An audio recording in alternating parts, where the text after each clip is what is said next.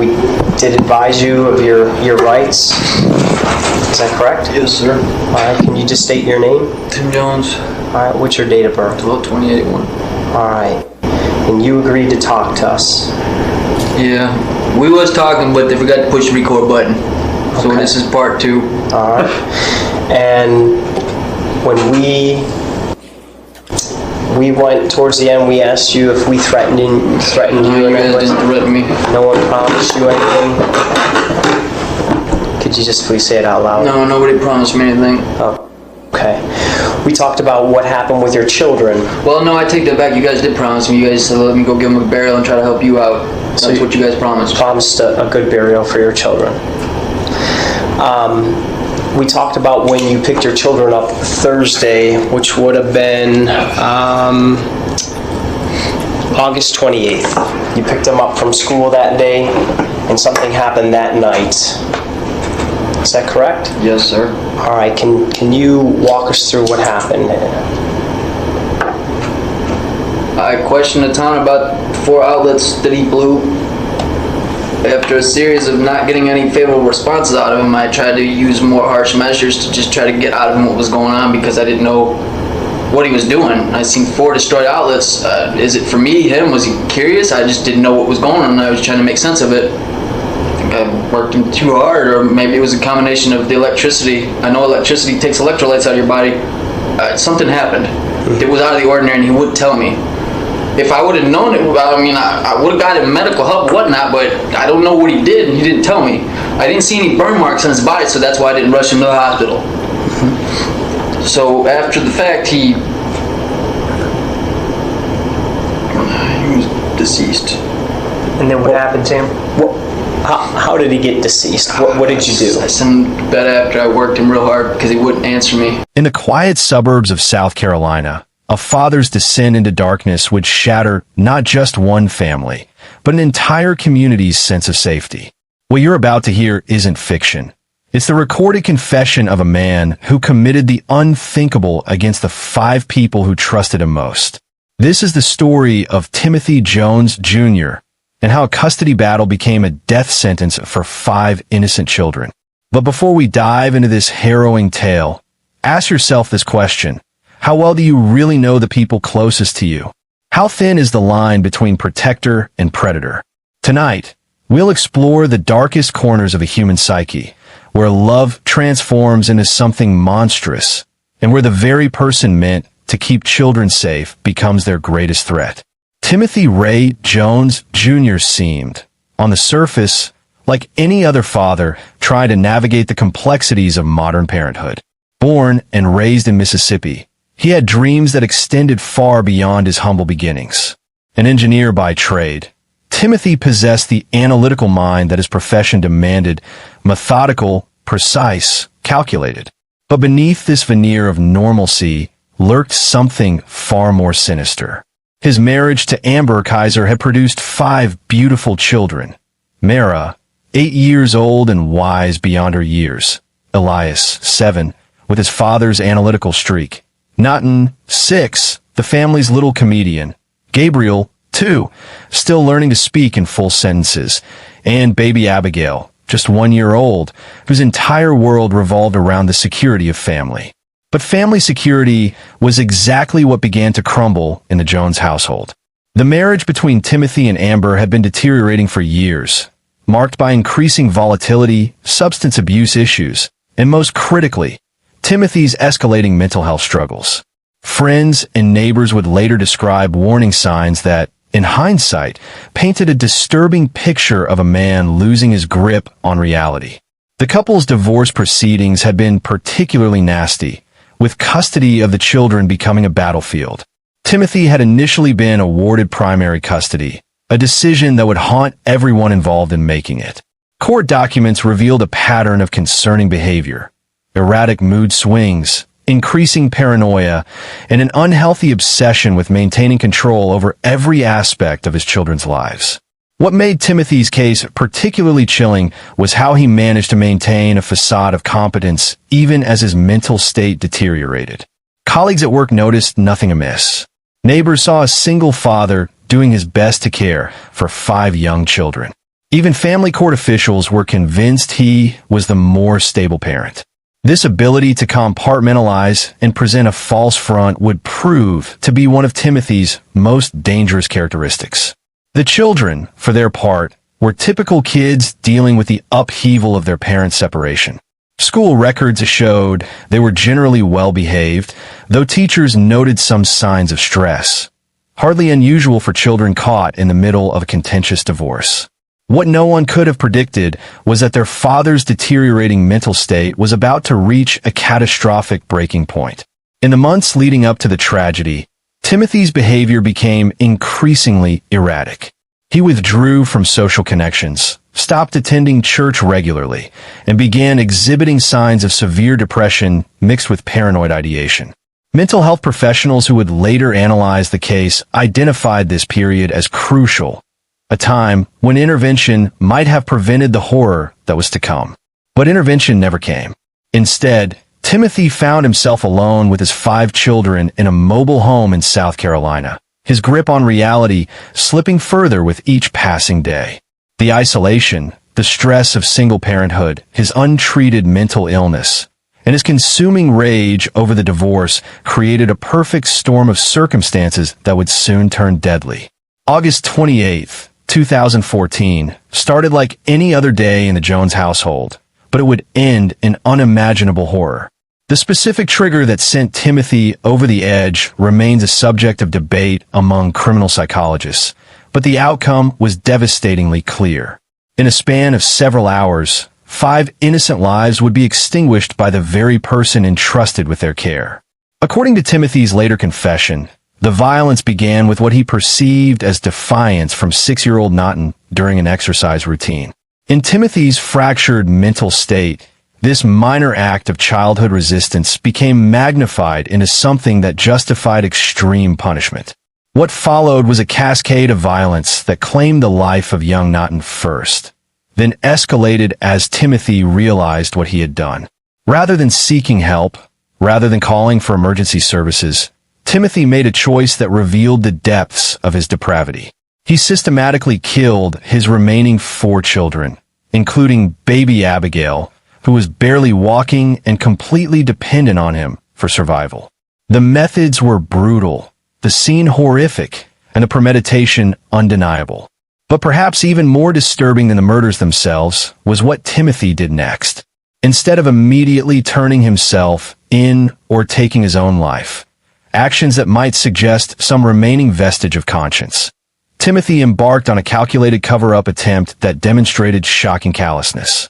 He loaded the bodies of his 5 children into his SUV and began a macabre road trip across multiple states. For days, he drove with his deceased children, stopping at hotels, eating at restaurants, and interacting with countless people while maintaining a facade of normalcy. Surveillance footage from this period shows a man who appears calm, collected, even casual, a stark contrast to the horrific reality concealed in his vehicle. During this time, Timothy was in contact with his ex-wife Amber, lying about the children's whereabouts and making excuses for why she couldn't speak with them. These conversations, later retrieved by investigators, reveal a man capable of extraordinary deception even in the immediate aftermath of committing the most heinous crimes imaginable. The bodies were eventually discovered on a remote hillside in Alabama, wrapped in garbage bags and abandoned like refuse. The decomposition and condition of the remains added another layer of trauma for the investigators, family members, and community members who would have to confront the reality of what Timothy had done. When Timothy was finally apprehended, his behavior continued to shock those involved in his case. Rather than showing immediate remorse or breaking down under the weight of his actions, he initially attempted to maintain his innocence, spinning elaborate lies about mysterious kidnappers and concocted scenarios that investigators quickly dismantled. The arrest of Timothy Jones Jr. sent shockwaves through multiple communities. In South Carolina, where the murders occurred, residents struggled to comprehend how such evil could exist in their midst. In Alabama, where the bodies were found, local law enforcement and volunteers who assisted in the recovery efforts were left traumatized by what they witnessed. But nowhere was the impact more devastating than on the extended family, particularly Amber Kaiser, who had to confront the unthinkable reality that the father of her children had become their killer. Oh, God.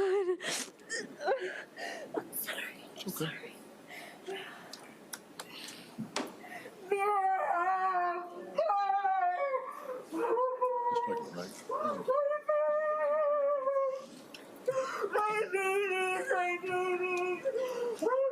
The guilt, the second-guessing, the endless questions about signs she might have missed, all of this would compound her grief in ways that most people could never imagine. As the investigation unfolded, a clearer picture emerged of Timothy's mental state and the factors that contributed to this tragedy. Mental health experts brought in to evaluate him diagnosed severe depression, personality disorders, and indications of psychotic breaks from reality. However, these diagnoses would become central to a legal battle over his sanity and culpability. The prosecution's case was methodical and overwhelming. Physical evidence, digital records, witness testimonies, and Timothy's own contradictory statements painted a clear picture of premeditated murder followed by calculated concealment. The state argued that regardless of Timothy's mental health issues, he had demonstrated awareness of right and wrong through his elaborate cover-up attempts. The defense team faced an almost impossible task. How do you defend someone who had committed such obviously heinous crimes? Their strategy centered on arguing that Timothy's severe mental illness had rendered him unable to appreciate the wrongfulness of his actions. They brought in their own mental health experts who testified about the severity of his psychological breakdown.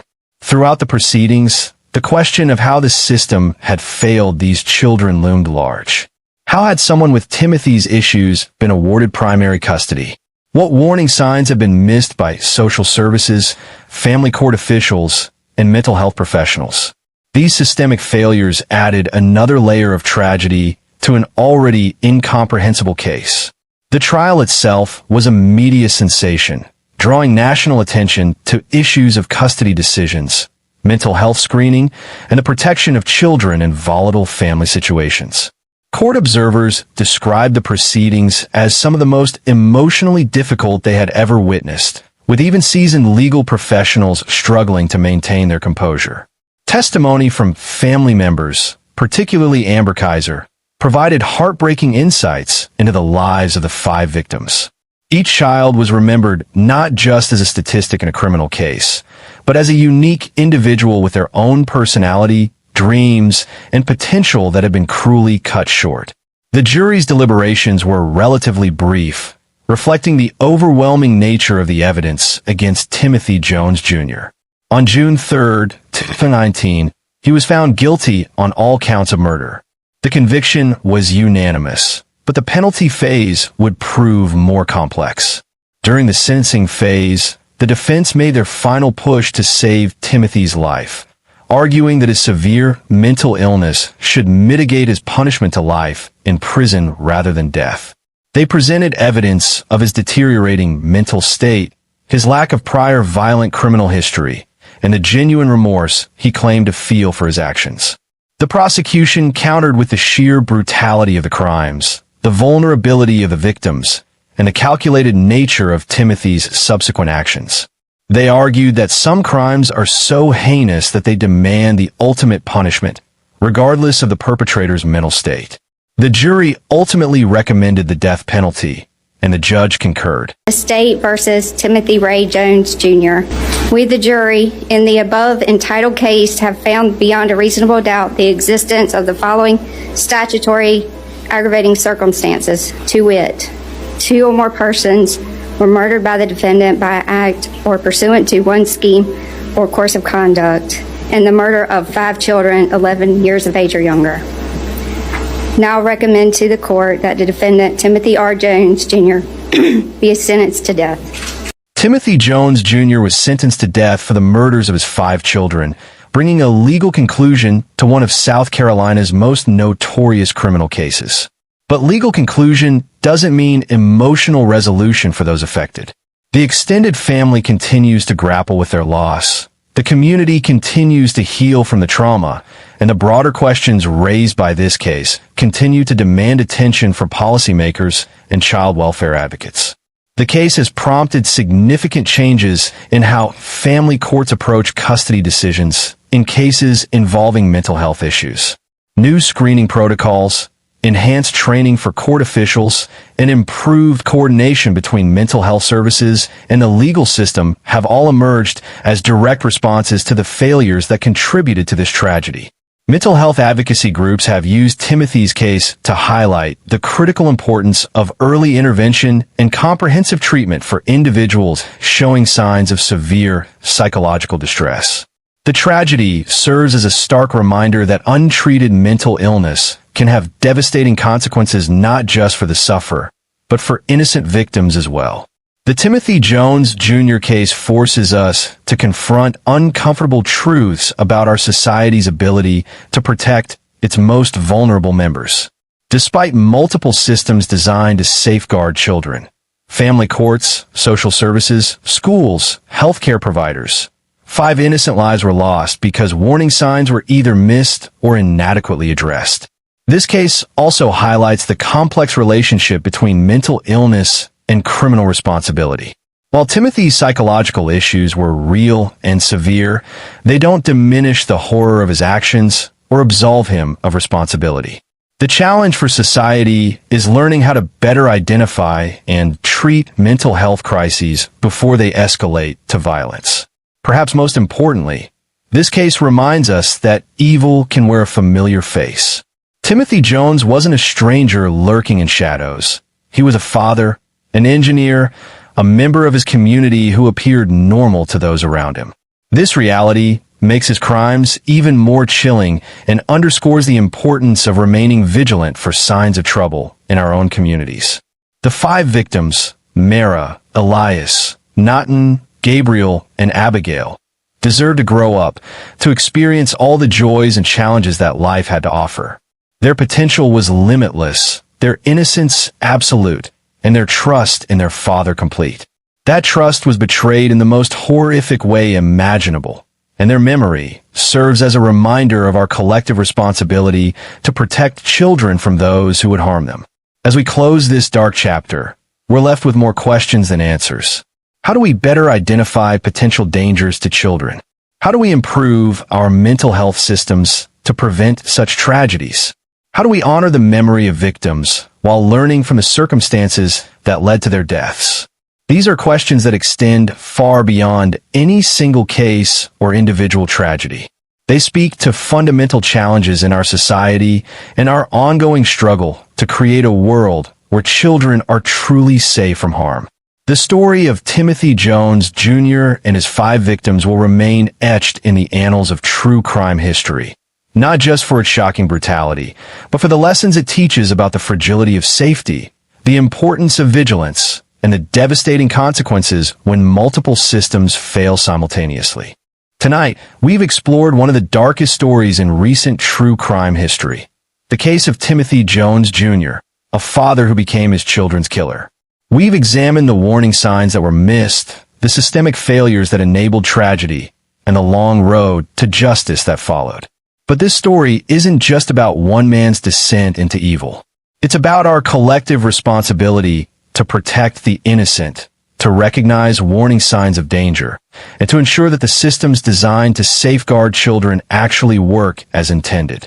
The 5 young lives lost in this tragedy, Merah, Elias, Naughton, Gabriel, and Abigail Jones, will never be forgotten.